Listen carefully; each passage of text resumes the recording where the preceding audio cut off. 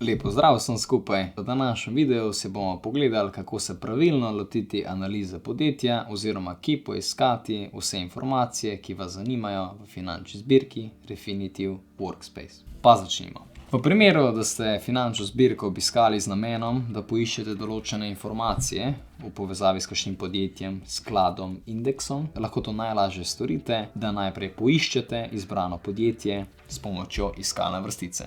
Recimo, da želimo izvedeti nekaj več o podjetju Apple. V iskalno vrstico v levem zgornjem kotu preprosto napišemo Apple in izbiro potrdimo z levim miškenim klikom. Ko to naredimo, se nam odpre prevzeto nastavljeno okno, drugače najdemo pod Company Overview. Na tem delu lahko najdemo številne pomembne podatke o podjetju in glede profitabilnosti in glede ostalih finančnih podatkov, tako da si veliko lahko pomagamo tudi že iz tega prevzeto nastavljenega okna. V primeru, da recimo želimo to spremeniti, lahko kliknemo tudi na Overview in namesto povzetka izberemo recimo temeljno analizo oziroma Fundamental Analysis.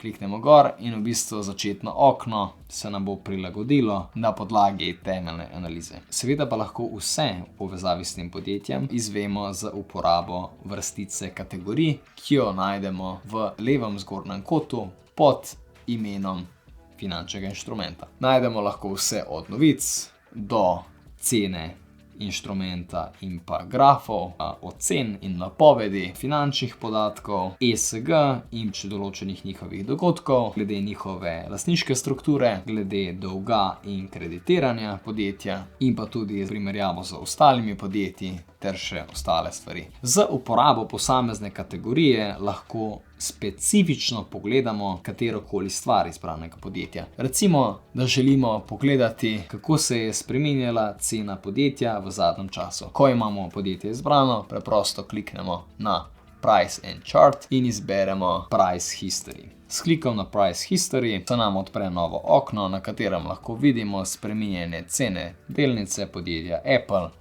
v USD. Drugače si pa lahko specifično pogledate video o risanju grafov, ki smo ga objavili pod zavihkom Grafi pod datoteko Chart. To je za danes vse. Hvala.